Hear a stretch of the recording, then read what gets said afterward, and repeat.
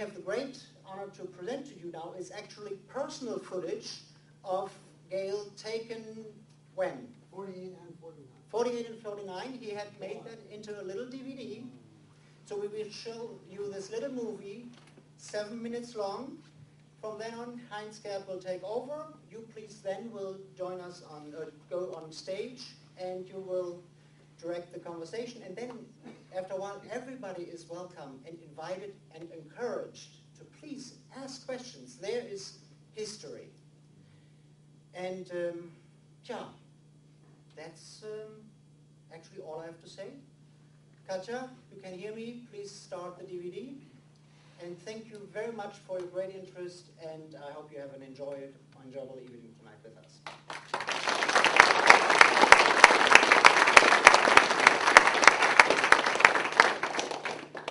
Of World War II, Great Britain, France, the United States, and the Soviet Union divided Germany and its capital, Berlin, into 4 occupied zones. The 3 Western Allies decided to create a separate West German government in their zones. As a result of disagreements, the Soviets stopped deliveries of food, fuel, and other necessary supplies coming into the city. They intended to starve the people into submission and force the Western Allies to surrender their position in Berlin. According to the Yalta Agreement, the Western powers had air access to Berlin through 3 air corridors. The southern corridor was used for aircraft from Rhein-Main and Wiesbaden. Aircraft from Sulla, Fosburg, and British bases used the northern corridor to Berlin. All aircraft exited Berlin through the center corridor. This provided one-way traffic for all aircraft involved. The city of Berlin was divided into 4 sectors. Tempelhof was the air base in the American sector, Gatow in the British, and Tegel in the French sector. Tegel was built during the airlift by thousands of German laborers, 40% of which were women. The C-54 is a beautiful aircraft. It carried 10 tons of medicine, coal, or food supplies to keep over 2 million West Berliners alive and free. I was on the end of the runway to take these pictures.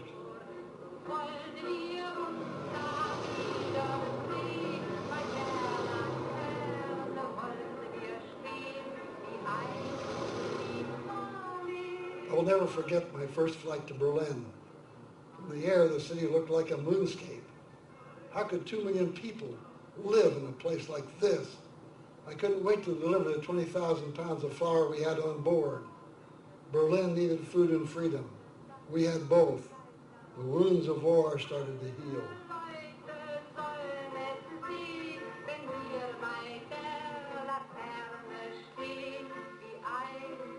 Early in the airlift, Tempelhof had no hard surface runways.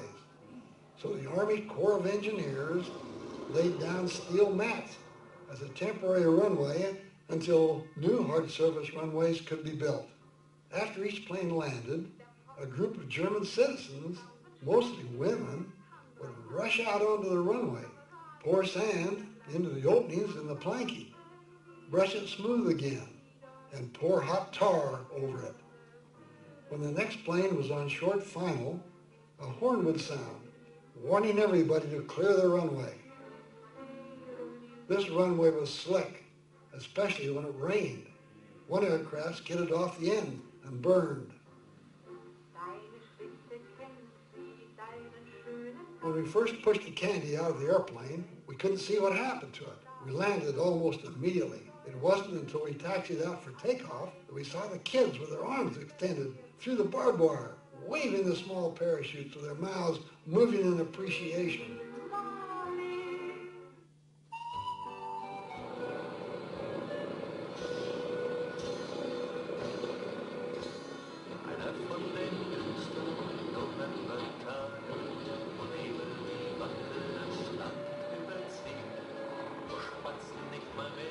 Many times we flew in fog. It was so dense you could not see a thing.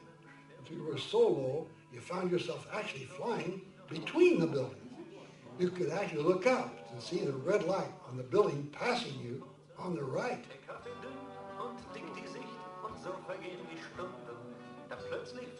The weather was not good. We flew in thunderstorms, ice and snow. The city depended on us, so we flew around the clock, regardless of the weather. We had radar for the approach into Berlin, or the airlift would have failed. We often took off on instruments. Jesus Christ said, "Greater love than this hath no man, than he laid down his life for a friend." Gelächter, Pfiffe, dröhnende Dievenbretter vom Stühlrücken und von den schweren Schuhen. Geschirrklirren und einer ruft, so ein Sauwetter, das war Linientag. Flying the Spirit of Freedom to Berlin over the North Atlantic in 1998 with Tim Chope was a special experience. Retired Colonel Gail Halvorsen made the flight to Berlin's Tempelhof Airport, one of the historic airlift sites. Following the unveiling, a commemorative cancellation took place. If all the Berlin Airlift had done was supply a city with food and coal for a year, that in itself would have gone down in history. But as we all know, the airlift did much more than that. It also delivered food for the spirit.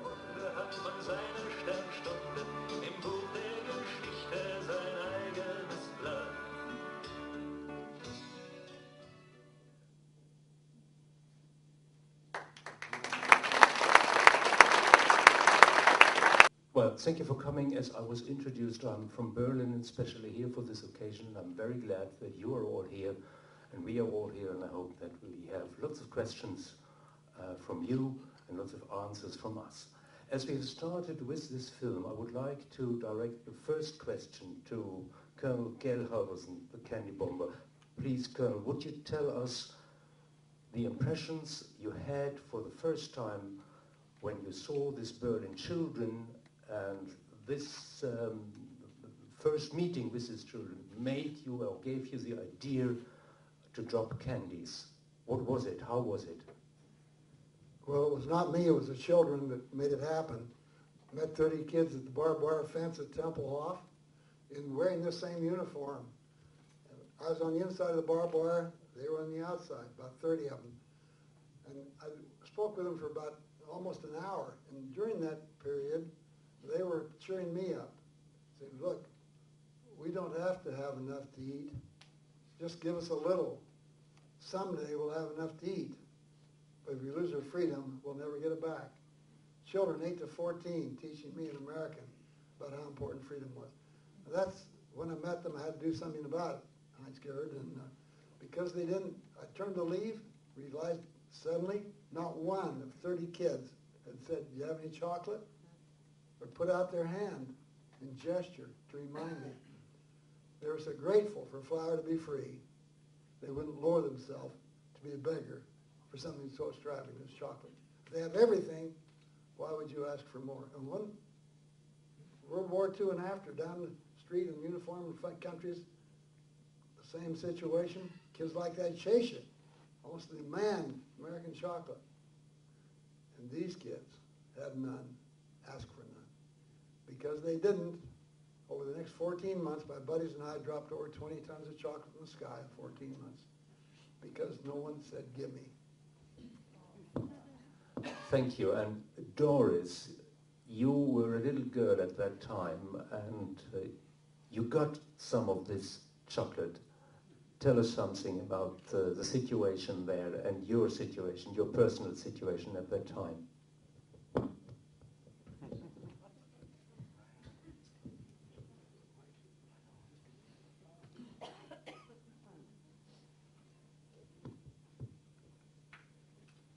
Good evening. My name is Doris. Ich bin ein Berliner. Actually, we say, "Ich bin ein Berliner." I was 7.5 years old. I had 2 brothers. I don't know where or how our mom, found out. She took us to Tempelhof. And my brothers and we got one candy. And I don't know who picked it up. We opened it. We smelled it. It was delicious. Then we licked it for a while till it got smaller. Then we decided to eat it before it goes away. Then we had it in our tummy. And this single candy made so much difference in my life. It was just glued in me because I didn't know it was a candy. So all those years when I grew up, I wanted to know where the candy came. I didn't look up at the sky, airplane, because when you saw an airplane, you duck during the war. You duck, you take cover. And those planes then in the war, they sounded real heavy. Well, I didn't look up. We had a candy. And I always wanted to know where this candy came and who did it and how is the person works. How did he feel about it? So I searched, and many, many times I asked a retired officer in this country, do you know anything about it? Because by that time I found out the name was Candy Bomber. Do you know anything about the Candy Bomber? And there was, nobody asked me, why do you want to know?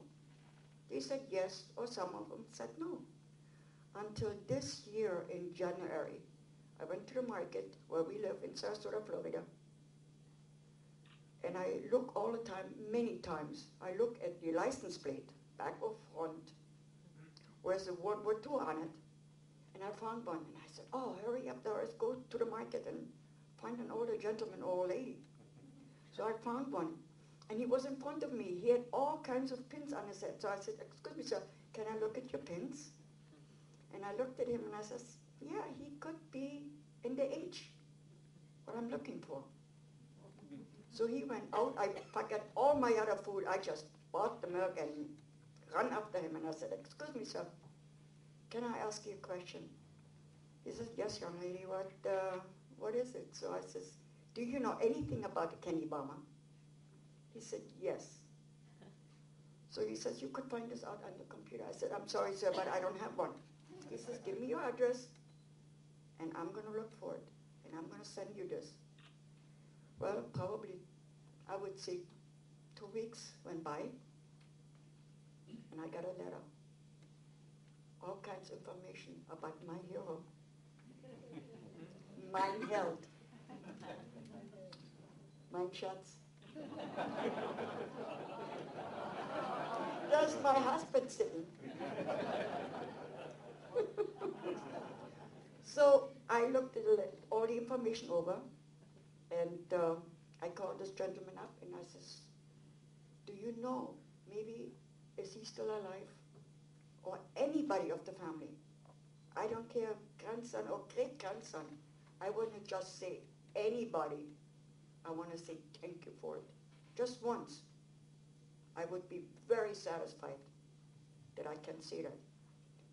Well, weeks went by, he called me up and one day, and he gave me the address of Colonel Halvorsen's son.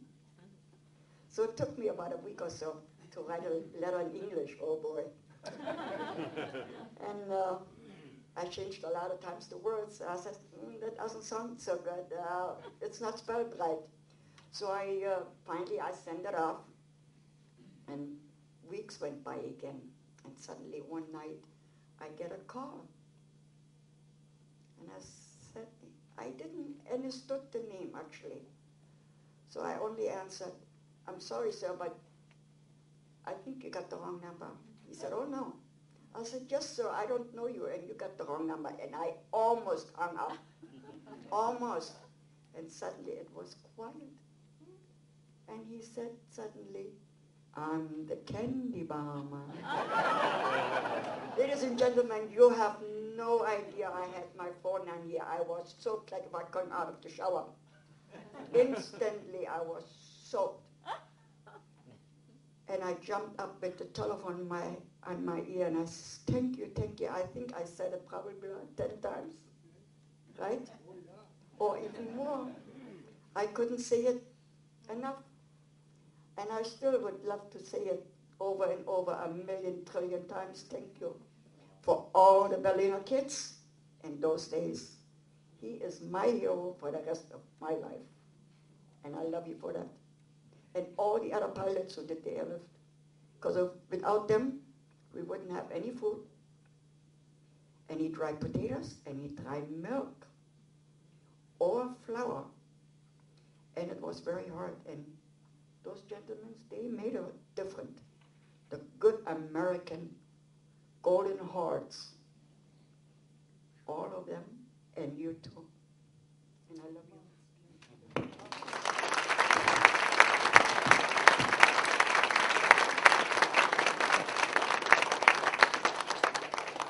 So now we have listened to two representatives of two groups. They have made history.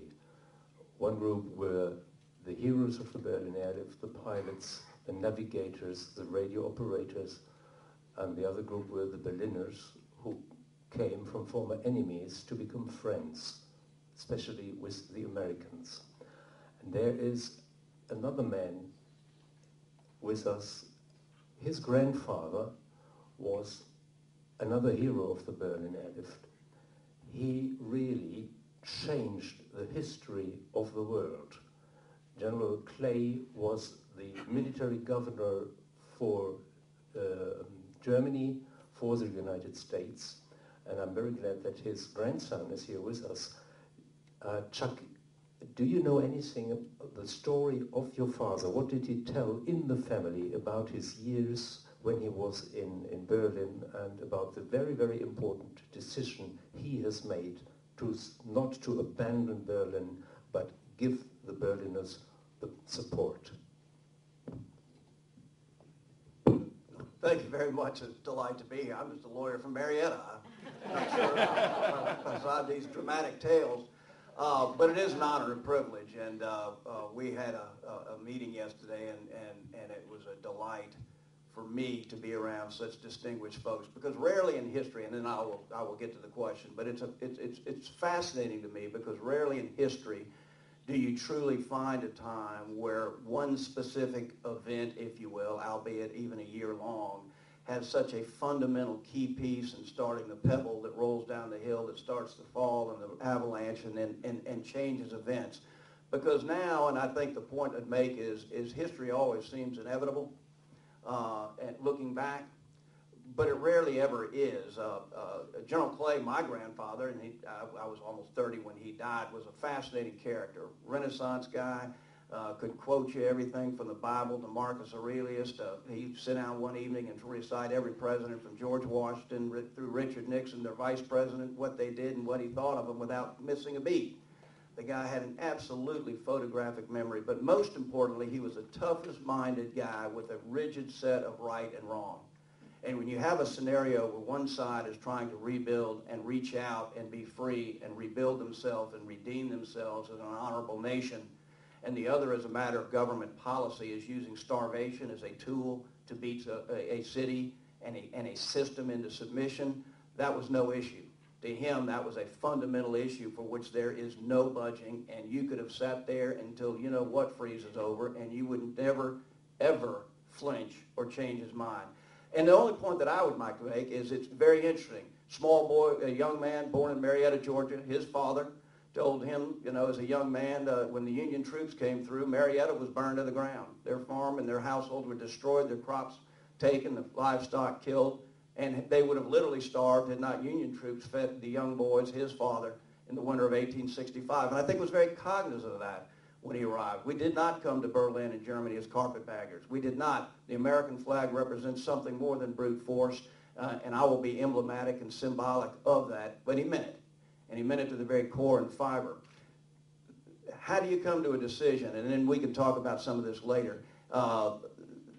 At the height when these guys were just starting and it looked like this whole system, how could they ever sustain it? The Joint Chiefs and all the best military planners in the world wanted to abandon Berlin. Granddad never was looking for that job. It was surprise and shock when he was ordered to go to Germany and be military governor. His only question was, what's a military governor?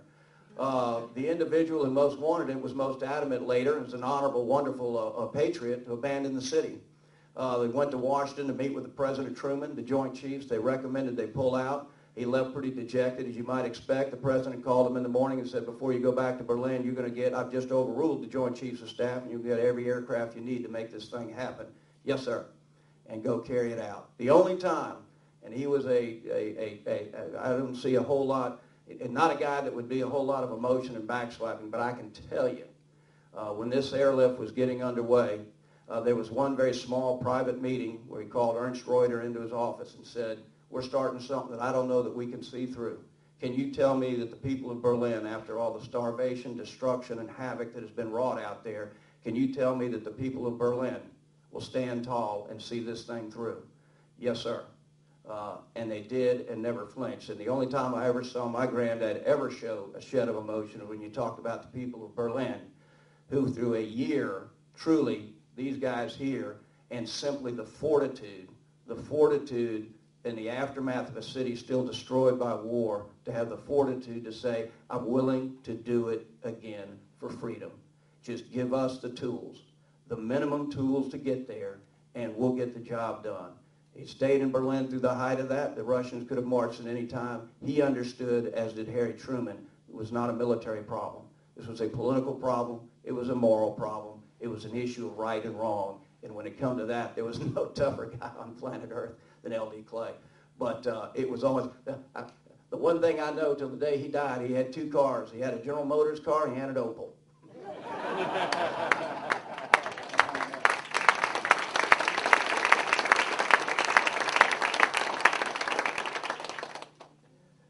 I would like to work out how the situation in Berlin has been at this time for the people living there, and especially for the young people amongst us here. You see, the city was destroyed. The city laid in ruins. People have lost their flats and their houses. They didn't know where to buy food. There was not a McDonald's next corner. And I think Doris can, better than I can, tell you how life really was and what task she did with her brothers to go to food and find something. Please, Doris.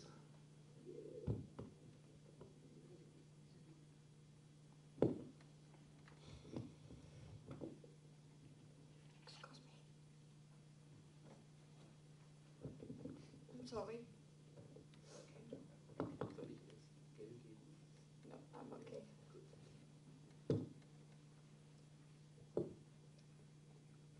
It was a very hard time. It was just my mom, my two brothers and I. We had no dad. He got pulled in by the Russians at the war, which he never returned. He stayed in Stalingrad. Excuse me. My mom was all her life very sick, so she couldn't work, except she did some work for the soldiers, doing some button sewing, hemming, washing, ironing the jackets or something. And we went down and we had to work on those bricks to clean them. And we got maybe a little dish of something, like a soup, water soup they call it. Wassersuppe. It just cooked with water and maybe a drop of margarine in it and salt. But it was delicious. When you slow it slowly enough, you get full, your tummy. And my brother and I, my brothers and I, they took me into behind the restaurants, what was still standing, thanks God. There was some leftovers what the restaurants throw away for the people. They couldn't cook it. So I lifted up the potato peels and maybe cabbage, green cabbage or white cabbage leaves. They were half rotten. Didn't matter. They looked good to us. We took them home. We washed them, we scrubbed them. Mom cooked it with water and salt, and it was delicious. And when we found out that the baker had maybe some breads, we stand in line for a while. And when you were unlucky, you didn't get no bread. There was maybe a person before you. Sorry, no more bread. Or, I don't remember, maybe once a month, maybe some meat. or some fruit, apples, yeah, but we stole them. And then my brothers used to say, they looked over, oh, there's enough bread, or maybe not. He says, Doris, go in the front, go in the front. And I was so small. And I went, looked up on the tippy toes, and I snatched the bread or the sauerkraut or something, and I took off. And my brother caught me, and then we went home and we ate it before Mom came home. Maybe she had to do some errands for somebody. And it was good. And then with the bread, we, maybe just the bread or the brötchen, as we say in Berlin. Maybe it was a dark bread too. And we had a bite, and the rest of them we put under the pillow. We all three slept in one bed. And it was cold, so we kept us warm, each other. We put the bread under the pillow. And when it got hard, and we knew there was nothing, no morning food or breakfast or lunch or dinner or whatever. There was nothing there. Well, we took the bread out. And that was delicious. That was good because we licked it and we had a bite, and it went right back to the pillow for the next time when there was no food. And that went on for a long, long time until the Americans came and they gave us some hope, some more dried potatoes, some dry milk. I don't remember before that that I had ever milk before the Americans came. And they helped us so much, and we all, the Berliners in those days, we have to salute them. We have to tell them thank you 100 million times what they done for us. Because without them, I don't think there was many of them who would survive it. Because we all were down and out until they came and flew and gave us hope and food. And I salute you, sir, and I salute you, Dad.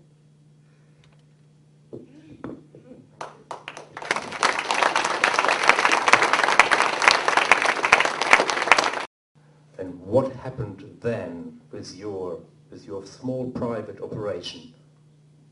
What did it come to? Well, I think I gave a hint on that a little while ago, how much it came to. But I think the key thing to me that changed the feelings of the people and the former enemies and bringing them together was the fact of the gratitude, the quality of gratitude. It's important in the human relation factors to make things happen. And the reason that we didn't mind flying day and night with the regular runs and dropping more parachutes as often as we could is because the people in Berlin were so grateful. The children, as I said before, they'd smelled that piece of paper on the cover of the half a stick of gum that some of them got, and their eyes got so big, and just the smell and the aroma. Then came back and looked you in the face, and those eyes I'll never forget just how meaningful they were and how they touched my soul. So the gratitude there, the gratitude of the adults, those that were left, bring groups of children on the tarmac as we unloaded, and bring little gifts, handmade gifts. I still have many of them that they brought. They didn't know I was a candy bomber. They're giving to everybody to show a teddy bear. A little girl brought her teddy bear to me with her mother. And she tried to give me her teddy bear on the flight line to Tempelhof. And I said, I can't take your teddy bear. It's all you've got. She understood pretty good English. And her mother intervened and said, you must take it. So during the bombing of Berlin, she was holding this teddy bear in the basement, or if they got the air raid shelter. It saved her life. And she wants to help the Berlin Airlift. She wants to give it to you to do her part, to get the air crews to Berlin safely. I flew with them in my windscreen as I came in to land every day. The 12th of August, just before that the day before this airplane burned, I came into Berlin in terrible weather, and they couldn't get us on the ground in time. They stacked us up. I was 10,000 feet over Planter Beacon, holding back and forth in the cloud. Suddenly, another airplane came, the same airplane, head on. I could see the pilot's eyes, the prop tips almost hit, but that teddy bear was there. So the situation just kept going, building up. We couldn't tie all the parachutes. So the American Candy Company said, well, what do we do? And the Elmas Junior College in Chicopee, Mass. said, we'll take care of the problem. Have them send the candy to us. So 22 schools in Chicopee took an abandoned fire station. It turned out 800 pounds of chocolate bars tied to parachutes every other day and sent through Westover Air Force Base in large boxes. We quit dropping by the airfield because the crowd was too big. Thought kids were getting hurt running for the parachutes. So we dropped randomly all over the city, through the clouds, on a clear day, whatever, all over the West Berlin. We got some great letters from kids that got parachutes. But it expanded, and when I left, my buddies kept going. We dropped till the end of September 1949, and over 20 tons. I don't know if I got an answer to your question or not. Thank you very much. I will ask you later about Peter Zimmermann.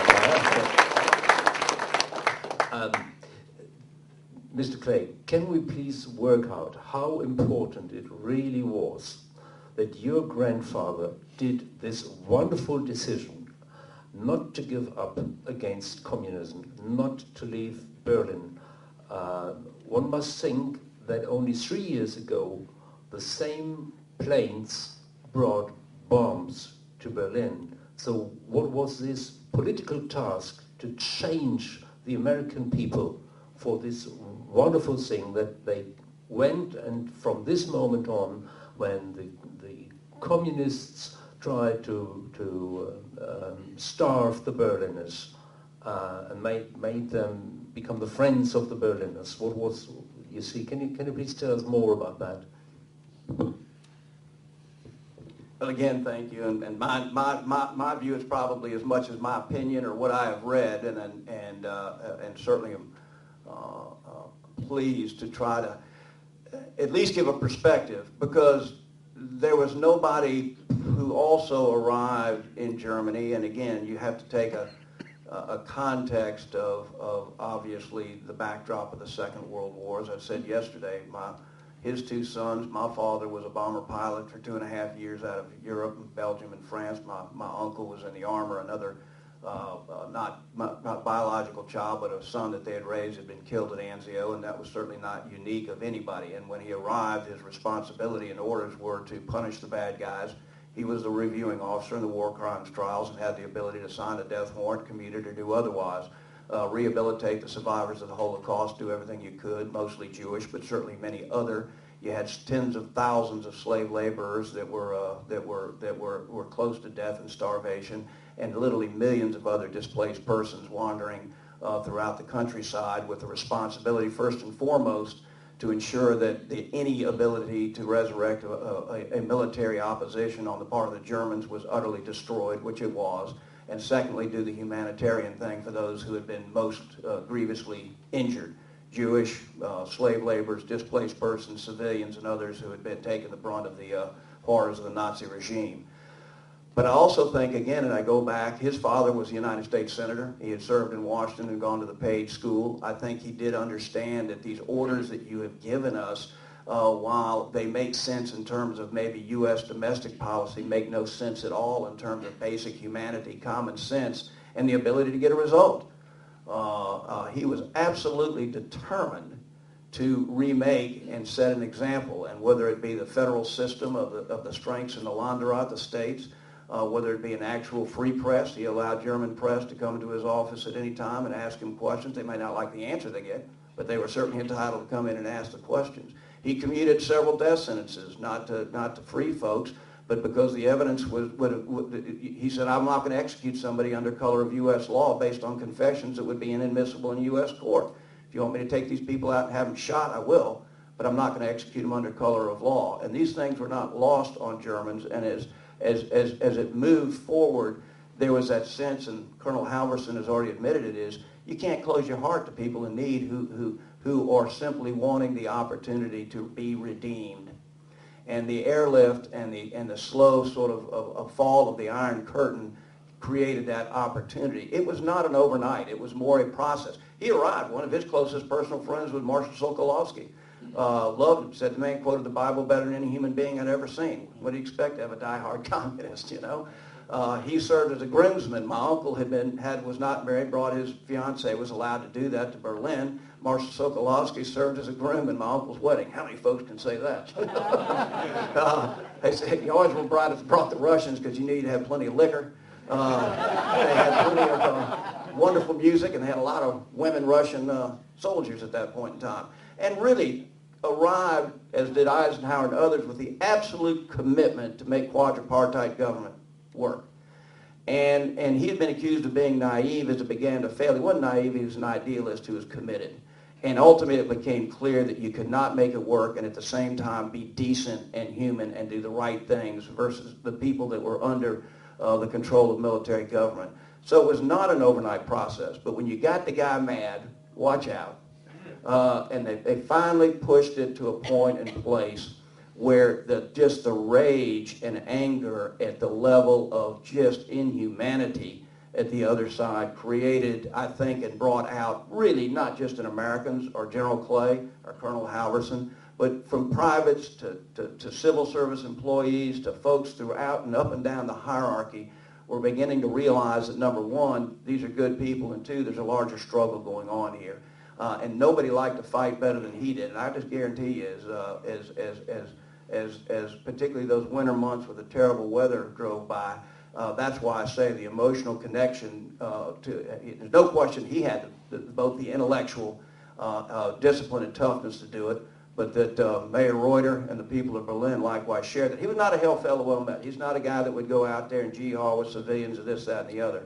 But he was a guy that would be there each and every day, be seen publicly each and every day, share as much as one can in command, some of the same ground rule and rules, and he made sure through most of that blockade that he remained in Berlin, in his residence. Could have gone to Frankfurt, could have gone to other areas, but by God, when Berliners got up each and every day, they would know that the commander, the military governor, is going to be sitting in their backyard, and if things did go south, and things really did get nasty, or bullets started flying, there'd be some folks going down, but one of them would have been L.D. Clay with them.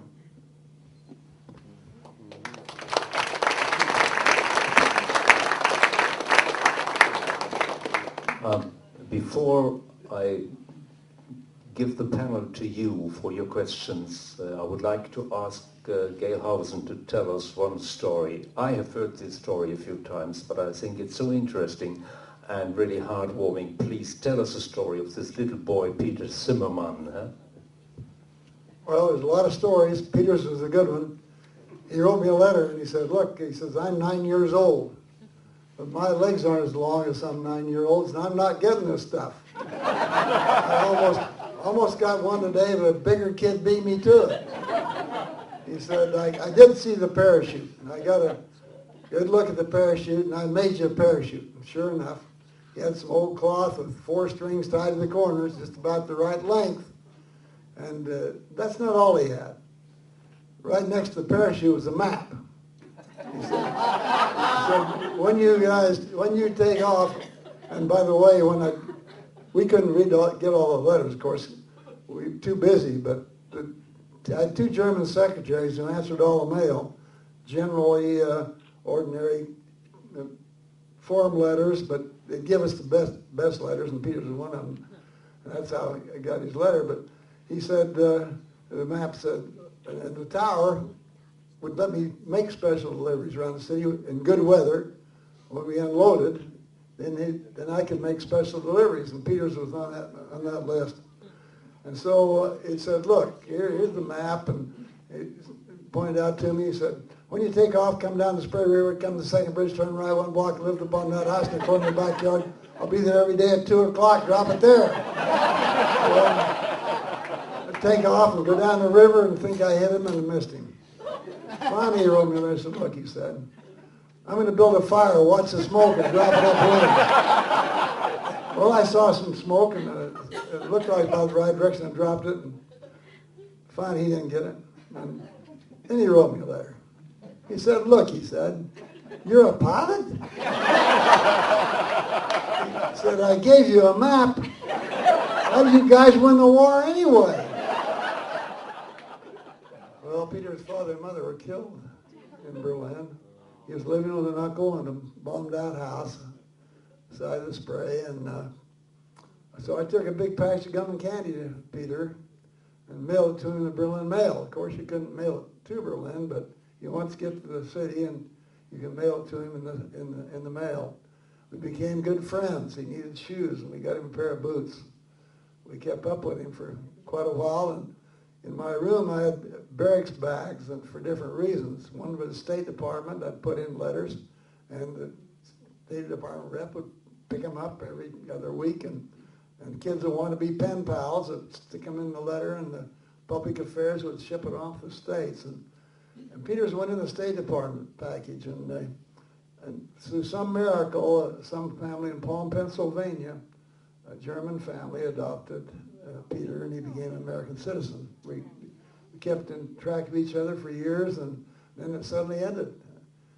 I don't know if he got hit with a truck or just what happened, but it came to an end. But these kind of relationships, some people think that if you get more money, you're going to find happiness. But in man's search for happiness, I found that through the Berlin Airlift, in spades, the lesson, the only way to fulfillment in life is helping somebody else, to getting outside of oneself. That's why the Dead Sea's dead.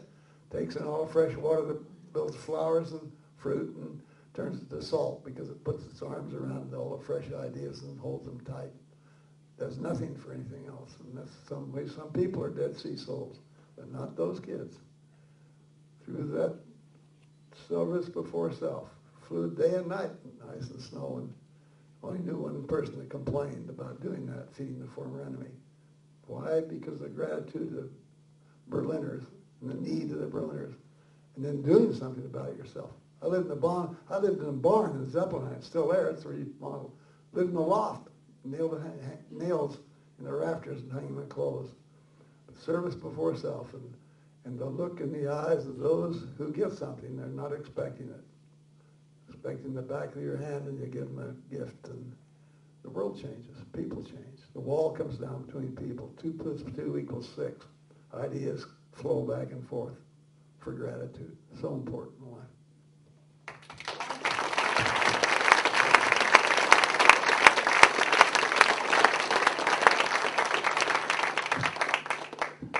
So I think this is a moment where we can start waiting for your questions. I hope there are a few. Yes, please, sir. Colonel Halvorsen, could you tell us just what the day or the week of one of the pilots was like?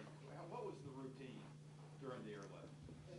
For the camera, repeat the question, please. Yeah. The question is, give it a short synopsis of what a day in the life of a pilot was on flying the airlift. Well, that's a variable curve. It depends on the time. It varied a lot. I got there right after the airlift started. I volunteered to fly the airlift, and my girlfriend wasn't writing me good letters, so I just well be in Germany flying the lift. So I ended up letting the guy stay home and had a new set of twins, and I wasn't even married. So when I got there right early, it was desperate. We needed 4,500 tons a day to give them a starvation diet. And right off the bat with the 2-engine airplanes, the first day they got 80 tons. So immediately they called for 4-engine jobs, and we came in right away. And we flew 3 round trips a day in the beginning out of Rhine-Main. And that took about 14, 15 hours, ground time and everything. Supposed to go right to bed after you come back from the last third round trip and get up in 7 or 8 hours and do it again to get stuff in there in a hurry. After a while, we got more airplanes in from all over the world, from Japan, from the Hawaiian Islands, from Alaska. I came from Mobile, Alabama. Why, then we got down to 2 round trips a day. And then after about 3 or 4 months, we got a 3-day pass. It was busy. But again, the incredible thing is that one of my buddies bombed Berlin during the war. Came over, and I said, how do you feel about it? How do you feel about feeding these guys? They're trying to shoot you down, man. And he looked a little ways off, and he says, it's a hell of a lot better to feed them than it is to kill them. So I'm really glad to be back. It's the first relief I've felt since I came back from bombing during the war. That's the kind of, so the day we sometimes when the weather's bad down the Rhine-Main, Wiesbaden, we went up north in the British zone. We had half of our airplanes, American in Celle and Fosburg, you saw on the map. We'd sleep on the floor in the gym there because there's no room. And but the pilots get too much credit. There's too much credit to pilots. There have been no airplanes over Berlin. There haven't been the mechanics on the ground. The guys that were changing the engines. There's no room in the hangar. They're out there in Rhine-Main in the snowstorm, in the middle of winter, in the middle of the night, fixing the airplane so we go inside and fly. We know we had it cushy, but those guys, they had it tough. And we've been few airplanes on the ground in Berlin in bad weather in the wintertime. There hadn't been no guy on the ground at the radar bringing us in. The cooks and bakers, nobody got anywhere. General Tenner said airlift ought to be as dull as water dripping on a stone. Airplanes ought to be being unloaded or loaded or in maintenance or flying the goods. And you guys better be ready to go whenever that airplane's ready to go. We're grateful for the British and the French. It was a team effort. That was another good feeling we had, was team effort. As I said, I slept in a loft of a barn. Finally got on Rhine-Main in a wooden shack. But we were fine. Gratitude changes the world, paints a different color. Thank you again.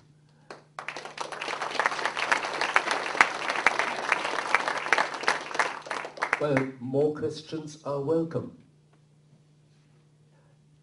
You, and then you, please. Colonel Halvorsen, I'm an airlifter myself, and I heard you might have created an international incident with some of your parachutes landing in the Russian sector. Care to expand upon that? I said I might have made an international incident hooking up with the Russians some way. Well, that's true. Well, I said we got thousands of letters. We got thousands of letters. Thank goodness for two German secretaries. Thousands of letters. Well, one of them came, and this was from East Berlin kids.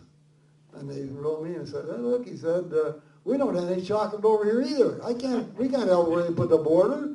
We're over here, there's Russians. We sure like it. There's not many people over here in East Berlin as much as West Berlin. Hope you're not mad at me. We're over there in West Berlin catching this stuff you mean for those good West Berlin kids. Why don't you come over East Berlin, drop it over here? We'd sure like that. So why not? So I got a whole bunch of parachutes, and when I made it pass over East Berlin to turn around and come back with good weather then at that moment, and there was a soccer game going on. A bunch of kids down there, and I said, boy, this is just a spot, and we wiggled the airplane a little further out of the pattern and dropped the load, and the soccer ball went one way and the kids went the other. We did that for 2 weeks, and boy, we were having more fun than anybody, than the kids, watching them run. And then I came back from Berlin to Rhine-Main, and then it happened. An officer comes steaming on the airplane. He said, who's flying this airplane? And my buddy's pointing to me. He said, he is. Why? He said, what are you doing over East Berlin? Oh, no. Oh, dear, I thought, there it comes. I'm dropping parachutes to those nasty communist kids. He said, you can't do that. I said, why not? The law of gravity is the same on both sides of the border. And they said, that's not the problem. The Soviets have complained to the State Department it's a dirty capitalist trick. It's trying to influence the minds of their young people against them. You got to quit. That's their airspace. I quit. I had to quit. Or else they'd fix me up, so I quit. And then, years later, we flew the airplane back, you saw, in 1998 across the Atlantic. And through the airplane came a lot of East Germans. And they said, why did you quit dropping parachutes over East Berlin? I said it was politics, not people. I tried. And they told me, one lady said she caught 30 parachutes and then wondered why we stopped. This is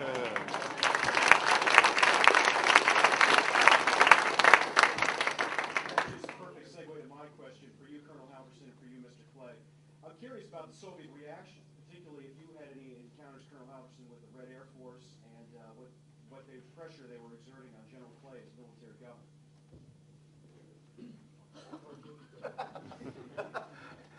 One person we can assure that absolutely was not there, me.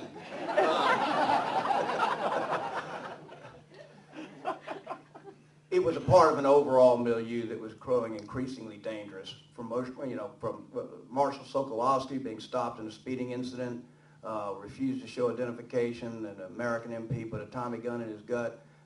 Don't know what had happened if it pushed a little bit further. Fortunately, and they didn't know who he was. Nobody was trying to be trigger happy. That was as much as concern as anything else. Is what is the unknown, the tragic instances where you had a mid-air collision or a MiG or a Soviet that gave during this period of time. We're going to have flight exercises and we need to be flying in and out and through this space. Is somebody does something foolish. Now, if you go back, the original idea was to put an armed convoy.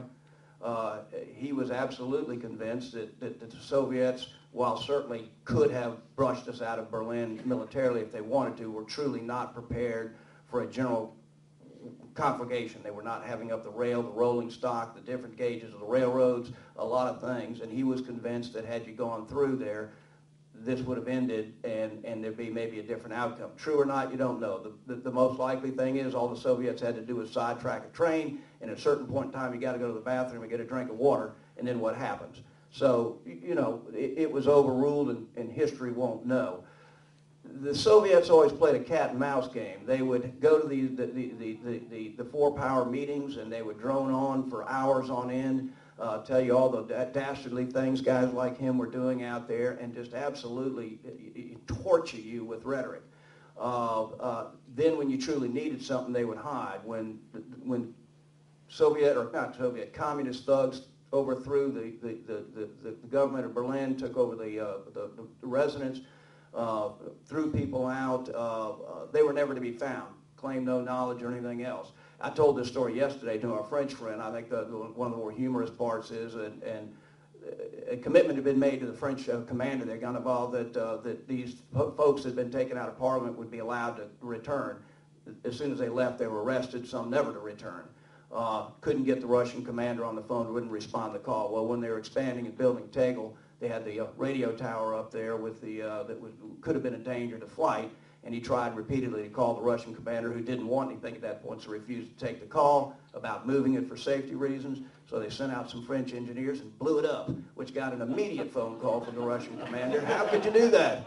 And I always loved it, and the only way the French could do. It was quite easy. I used dynamite. So these things do become. However, there was a point that he did telegraph back to Washington that war could be imminent and be prepared. Now, people today, some folks think it was scare rhetoric to gin up more support, but I do think, and I read this yesterday, I pulled this out because I think it gives you some of that sense of a little bit of the loneliness of command and the tension that was in the air in Berlin. Get my reading eyeballs out, in other words, extend my arms. But a typical telecommunications conference between Washington and Berlin illustrated his lonely Joan Clay's position on the Berlin limb. The teleprinter tape would come ticking into Berlin, and the conference would open with the words, "Here, Washington, Bradley, Marshall, Forrestal, Royal, Draper," the names of key officials. From Berlin would tick back the lone words, "Here, Clay." If there's safety in numbers, they were on the other side of the Atlantic. So he was not a reckless or a gambler. He was not the kind of guy that would foolishly go out and do a gesture. I don't think the Soviets ever now, as their own papers are being declassified, they simply want to know how far they could push it, how much they could get.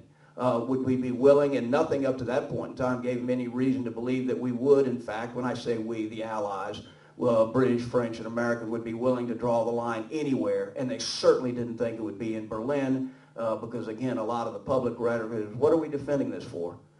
It serves no purpose. It's an isolated outpost, and it has no bearing as a military setting because it's indefensible. But there was a real concern. There was a real concern that a yak or a MiG get into that airspace and you shoot something down, or a trigger like a tragedy occurs with the tension out there. And the tension was real. There was nothing fake about that. There was nothing false about that. The curtain had drawn, and once it had, there was literally no looking back. Thank you. Oh, I met a Red Star Yak 3 fighter several times in the corridor. They were harassing us in various methods. The one that was most dramatic and wondered what's going to happen the most to us was when they did buzz us. They'd come head on in the corridor right at you. Not all the time, but 3 times I was buzzed. Earlier in the airlift is when we got it the most. Come head on in the last minute, see the guy's color his hair, and pull up and go away. You hoped he had a depth perception check before he flew all the time. And didn't know whether he should or not. See the Red Star go by and saw there was one guy could see the color of his hair. Sometimes they'd come up behind the wing and come over the top and then do a roll and going up.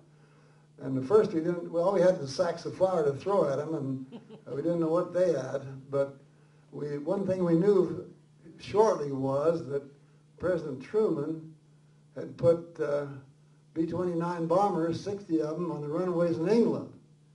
And sent Stalin a little note and said, look, buddy, if you shoot at those transport pilots, you're going to have a fire in your backyard and in Moscow. So we voted for Truman every time we landed.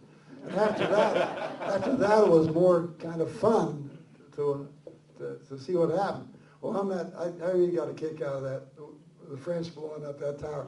I was halfway from Berlin to Rhine-Main and heard that on the radio. I was in Berlin, just came from Berlin, and my buddy, some of the French buddies I had, one of them was on the demolition team that blew it up. And good job.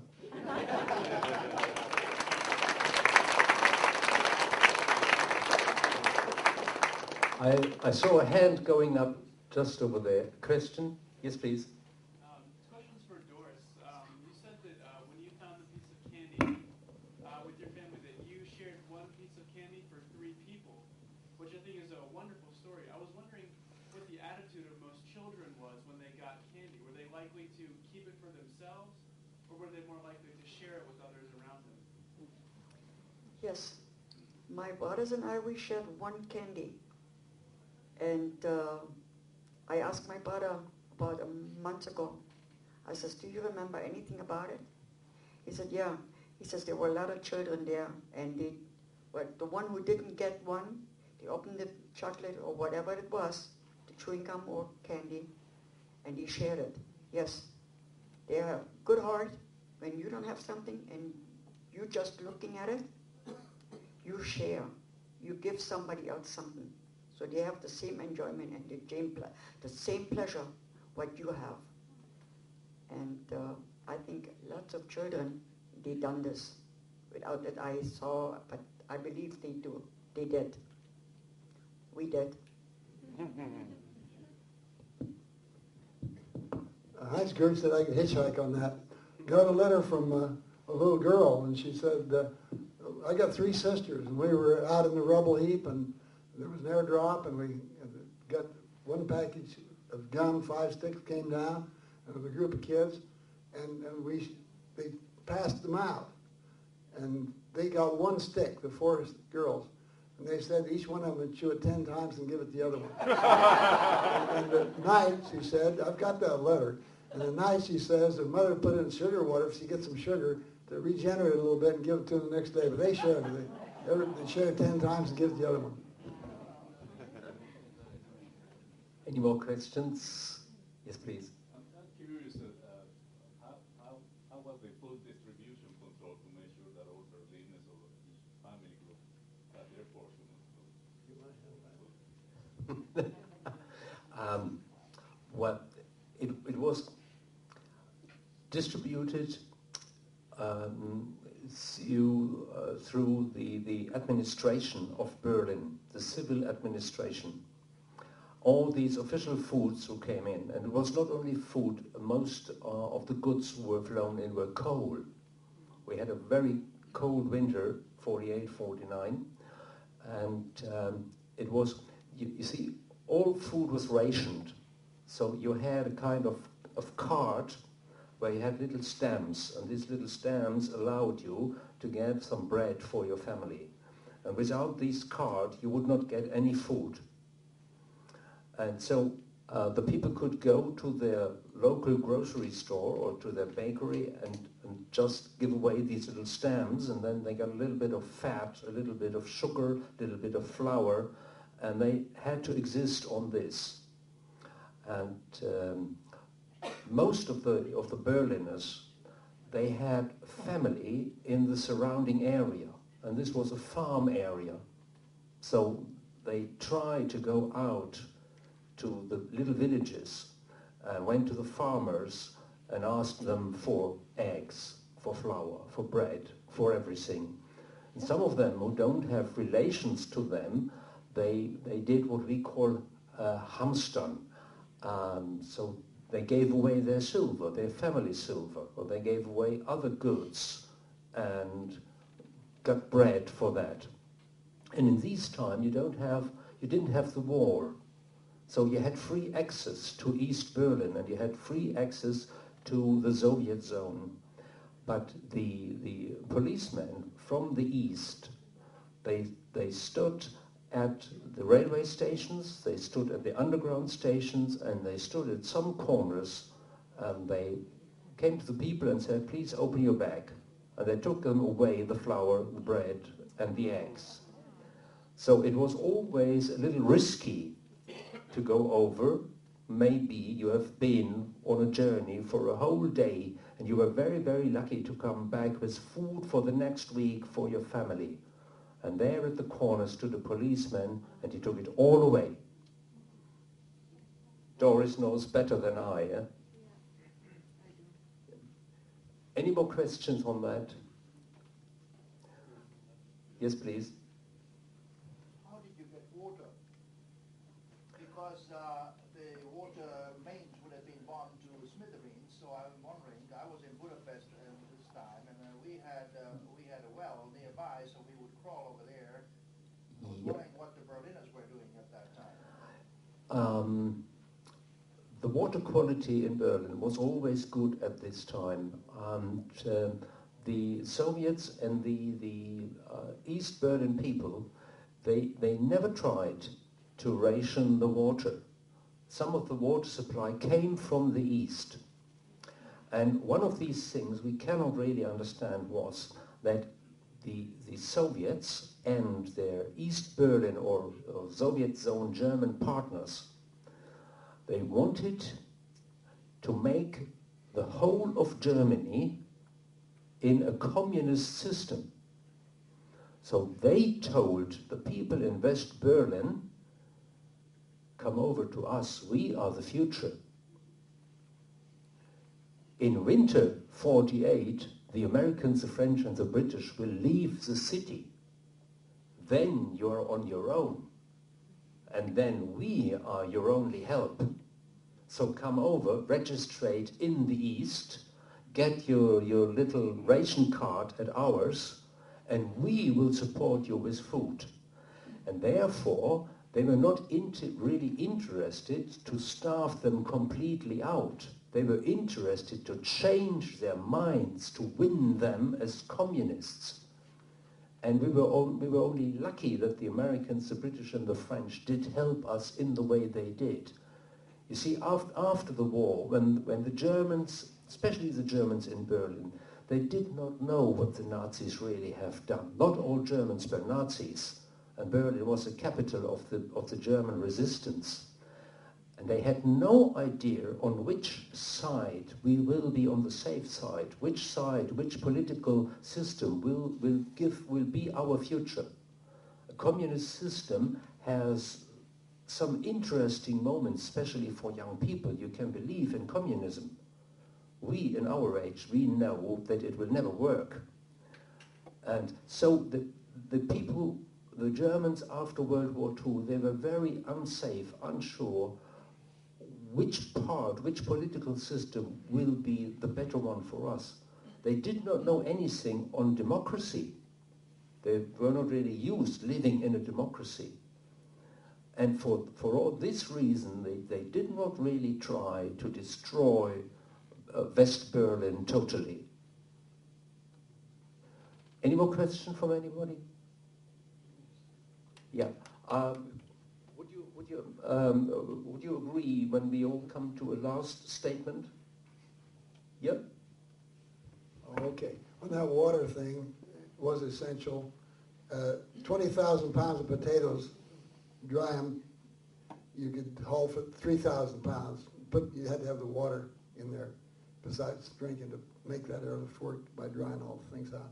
Well, I think just on one point of hope, how important hope is. That's what the dried eggs and dried potatoes were. The Berliners was hope in the future. And the integrity of Truman and Clay was hope, transferred to hope.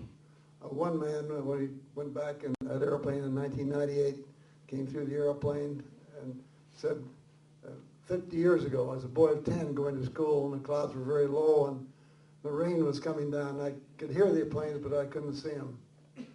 And he said that all of a sudden, out of the clouds and rain came a parachute with a fresh Hershey candy bar and light around my feet. He said, looking far off, I didn't think it ever happened, but he said, I can live on thin rations, but have that hope. That chocolate bar meant hope to me, knowing that somebody in America knew I was in trouble, and somebody cared. He said, without hope the soul dies. And so that's what the airlift is. Today in the Air Mobility Command at Scott Air Force Base, in charge of all the transport planes around the world. And every 90 seconds right now, one of the airplanes of the Air Mobility Command is dispatched for humanitarian reasons. Earthquake, tsunami, whatever. People are wiped out and those airplanes are dispatched in order to support the troops, to give them what they need to survive. And the American flag on the tail of those airplanes going around the world every 90 seconds is that symbol of hope. And hope was more important in the survival of the Berliners than the dried food, dried eggs, and dried potatoes. There's a strength in the hope that made it succeed. And that's essential in our life today. Had anybody said in 1947-48 there would be a free, united, democratic Germany that has been unquestionably our closest friend and ally over the last 40 and 50 years, people would have shaken their head in utter disbelief.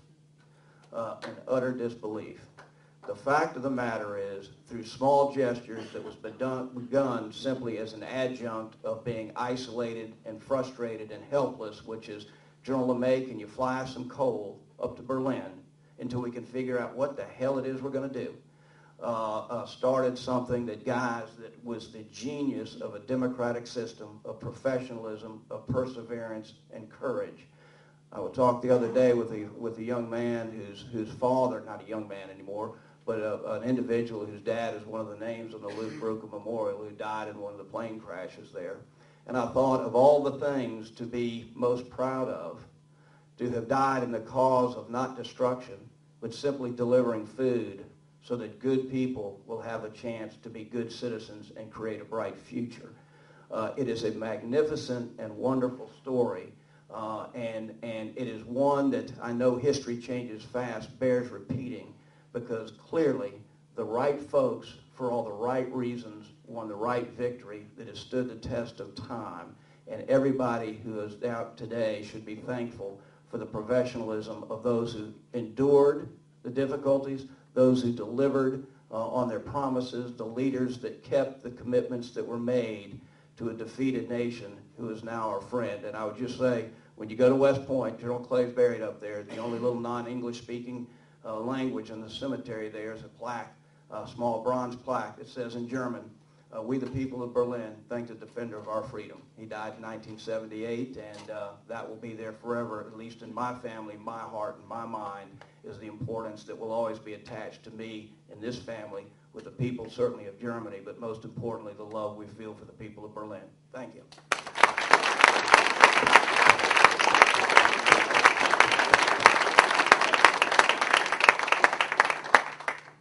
I don't have much to say anymore. My words are gone completely. The only thing I can say, I'm sitting here in front of all of you. I salute every one of them, then and now, in uniform. And everyone I love dearly. And I salute you.